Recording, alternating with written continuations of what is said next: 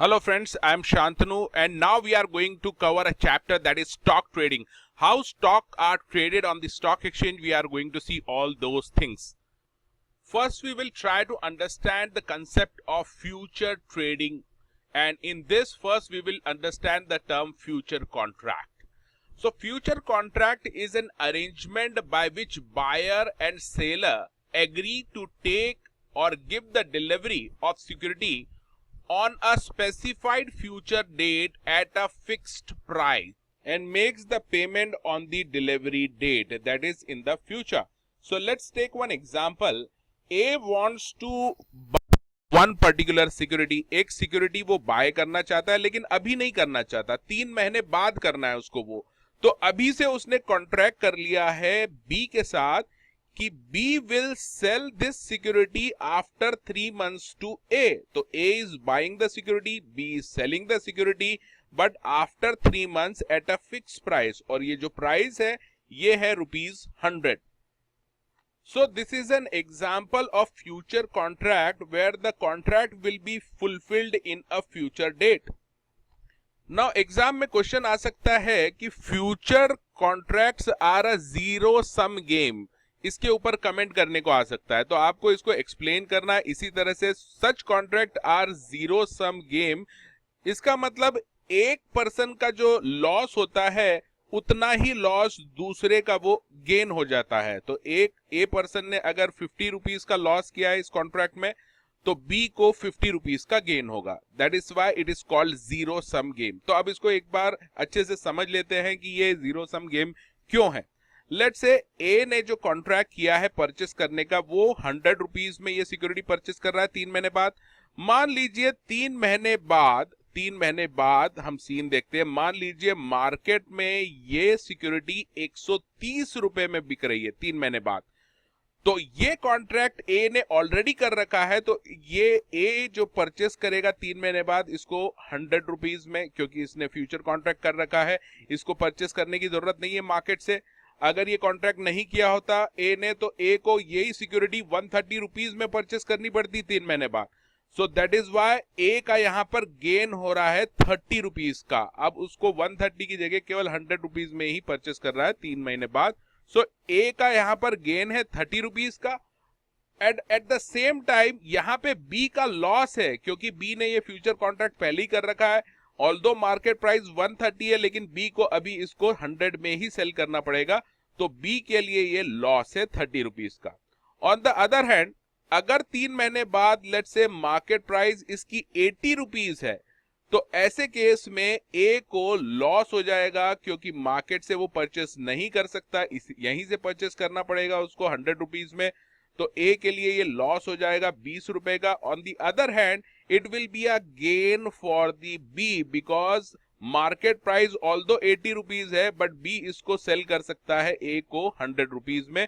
So he can earn a 20 rupees profit, B can earn a 20 rupees profit. तो A का loss है इस case में 20 रुपए का, वही बी का गेन है 20 रुपए का। This is called zero sum game. अब आप बोलेंगे सर कि 3 महीने बाद क्या गारंटी है कि ये फुलफिल होगा ही, यानी कॉन्ट्रैक्ट एग्जीक्यूशन जो है वो होगा ही। हो सकता है कोई मना कर दे फिर सेल करने के लिए या बाय करने के लिए। तो यहां पर ये जो परफॉर्मेंस रहता है इस फ्यूचर कॉन्ट्रैक्ट का, ये गारंटी देता है क्लियरिंग हाउस परफॉर्मेंस की। इसके लिए दोनों पार्टीज को मार्जिन मनी डिपॉजिट करना पड़ती है क्लियरिंग हाउस के पास। तो क्लियरिंग हाउस एक तरह से आप इस गेम का अंपायर मान सकते हैं, जो इस जो कॉन्ट्रैक्ट को है फुलफिल करने के लिए गारंटी देता है फुलफिल करने की। अब दो टर्म्स यहाँ पे यूज होती है, लॉन्ग और शॉर्ट। तो इसको समझ लीजिए, लॉन्ग का मतलब है बाय।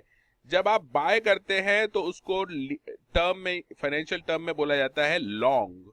और उसी तरह जब आप कोई सेल कर रहे हैं फ्यूचर में, तो सेल को हम बोलते हैं शॉर्ट।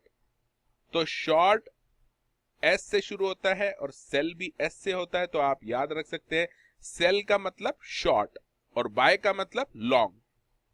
अब हम बात करते हैं ऑप्शन ट्रेडिंग की।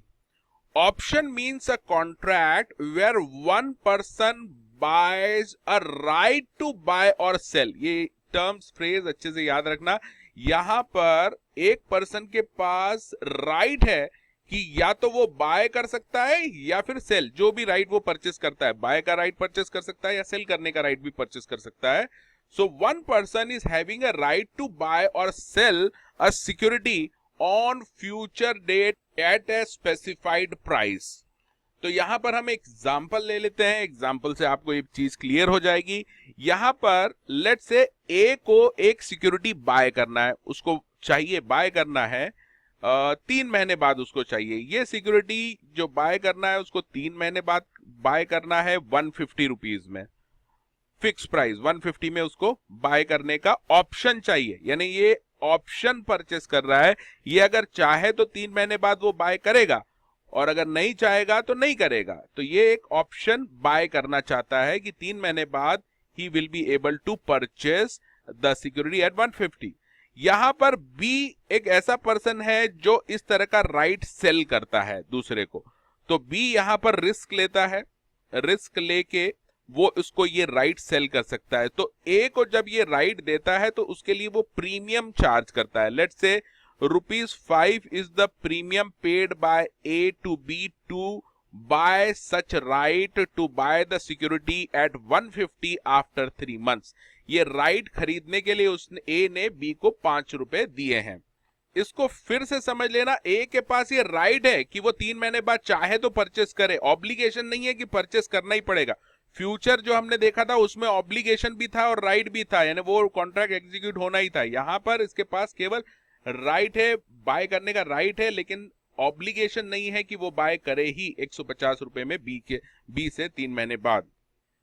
Now let's see what will happen after 3 months. मान लीजिए आफ्टर 3 मंथ्स अगर मार्केट प्राइस इस सिक्योरिटी की 180 रुपए 180 रुपीज हो जाती है, तो ऐसे में ए का सीधे सीधे ये प्रॉफिट होगा, क्योंकि ए ने पहले ही ये ऑप्शन बाय कर रखा है कि वो बाय कर सकता है 150 रुपए में 3 महीने बाद. मार्केट में उसकी प्राइस 180 है, लेकिन इसके पास ऑप्शन होने की वजह से ये ऑप्शन एक्सरसाइज करेगा, 150 में ये बाय कर लेगा. तो इसको जो नेट गेन होगा ए को, यहां पर 30 रुपीज का डिफरेंस है. अगर ये ऑप्शन नहीं होता उसके पास तो 180 में परचेस करना पड़ता है ए को, तो यहां पर सीधे 30 रुपीज ज्यादा पे करना पड़ता है, तो वो बच रहा है. लेकिन इसने ₹5 का अंडर राइटिंग का प्रीमियम दिया है बी को, तो वो उसका एक्सपेंसेस है. तो 30 का प्रॉफिट है, एक्सपेंडिचर आपको 5 रुपीज का हो रहा है, तो नेट गेन ए को हो रहा है इसमें 25 rupees. On the other hand मान लीजिए 3 महीने बाद ये शेयर या जो सिक्योरिटी है उसकी प्राइस 3 महीने बाद मार्केट में प्राइस 130 रुपीज ही है केवल. तो ऐसे केस में A is not going to exercise this option of 150. इसके पास जो ऑप्शन है 150 रुपए में खरीदने का बी से, वो ये ऑप्शन एक्सरसाइज नहीं करेगा. इंस्टेड वो डायरेक्ट मार्केट से परचेस कर लेगा 130 रुपीज में. तो इन दिस केस ए को जो नुकसान हुआ है वो ओनली 5 रुपीज का हुआ है. वो उसने बिना बात की ₹5 जो राइटिंग प्रीमियम था वो उसने दे दिया और ये राइट यूज नहीं हो सका. ए का नुकसान ओनली 5 रुपीज तक का है. On the other hand B को सीधे ₹5 का गेन हो जाएगा, बिकॉज इसने ये जो सेल किया था राइट वो 5 रुपीज में किया था. इवेंचुअली ए ने उससे खरीदा ही नहीं 150 में, क्योंकि मार्केट प्राइस से वो एक्सरसाइज प्राइस ज्यादा थी इसलिए. तो ए का जो लॉस है 5 रुपीज और बी का गेन है 5 रुपीज. अब यहाँ पे कुछ इंपॉर्टेंट टर्म्स यूज होती है ऑप्शन में, वो समझ लीजिए. The person who buys the right, जो बाय करता है राइट बाय करने का या सेल करने का सिक्योरिटी, उसको बोलते हैं ऑप्शन होल्डर. और ये राइट जो सेल करता है, बाय करने या सेल करने का राइट जो सेल करता है, उसको बोलते हैं ऑप्शन राइटर, राइटर बोलते. और ऑप्शन राइटर जो प्रीमियम चार्ज करता है इसके लिए, उसको बोलते हैं प्रीमियम, या फिर राइटिंग कमीशन भी बोल सकते हैं इसको. इसके बाद जो फिक्स प्राइस रहती है जिसके ऊपर ये ऑप्शन परचेस करते हैं या सेल करते हैं, इसको बोलते हैं एक्सरसाइज प्राइस.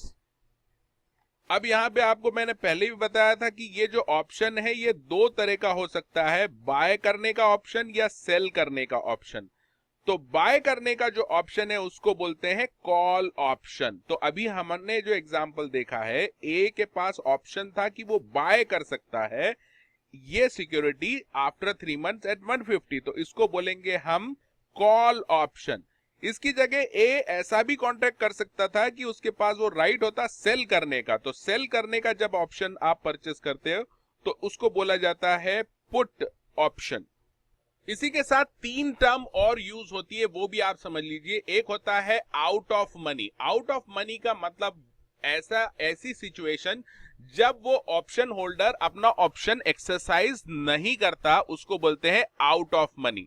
तो लेट्स से इस एग्जांपल में ए के पास राइट है बाय करने का 150 रुपीज में, तो ये जो राइट है ये एक्सरसाइज नहीं करेगा अगर इसकी जो मार्केट प्राइस है वो 130 है। तो मार्केट में अगर 130 में ही मिल रहा है तो वो 150 में क्यों एक्सरसाइज करेगा वो वाली प्राइस। तो ऐसी सिचुएशन जब ऑप्शन होल्डर अपना ऑप्शन एक्सरसाइज नहीं करता, तो ऐसी सिचुएशन को बोलते हैं out of money. On the other hand, ऐसी सिचुएशन जब ऑप्शन होल्डर अपना ऑप्शन एक्सरसाइज करता ही है, जैसे पहली वाली सिचुएशन में मार्केट प्राइस 180 थी, तो ए अपना ऑप्शन एक्सरसाइज करेगा 150 रुपीज में, क्योंकि इसके पास ऑप्शन है परचेस करने का, मार्केट प्राइस से लो प्राइस में परचेस करने का ऑप्शन है। तो ऐसी सिचुएशन को हम बोलते हैं इन द मनी।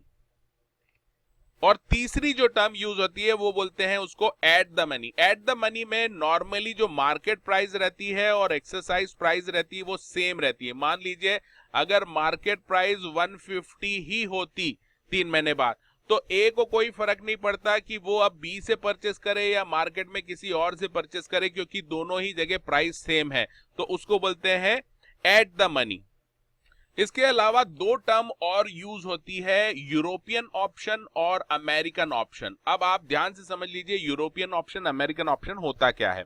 अभी हमने देखा था ए के पास राइट है कि ये 3 महीने बाद ये शेयर बी से परचेस कर सकता है 150 रुपीज में। तो ये जो है अगर ये कॉन्ट्रैक्ट 3 महीने बाद, एग्जैक्टली 3 महीने बाद जो डेट है उसी दिन ये ऑप्शन एक्सरसाइज कर सकता है मान लीजिए, तो इसको बोलते हैं यूरोपियन ऑप्शन। यूरोपियन यानी अपने जो अंग्रेज जो रहते हैं वो रूल के पक्के रहते हैं, इस तरह से याद रखना है आपको कि जो डेट फिक्स की है उस ही दिन को आपको वो ऑप्शन एक्सरसाइज करना है। तो इस तरह के ऑप्शन को हम बोलते हैं यूरोपियन ऑप्शन। और on the other hand American option जब माना जाता है कि वो 3 महीने में ये कभी भी अगर ऑप्शन एक्सरसाइज कर सकता है ए, तो ऐसे केस में इसको बोलते हैं अमेरिकन ऑप्शन।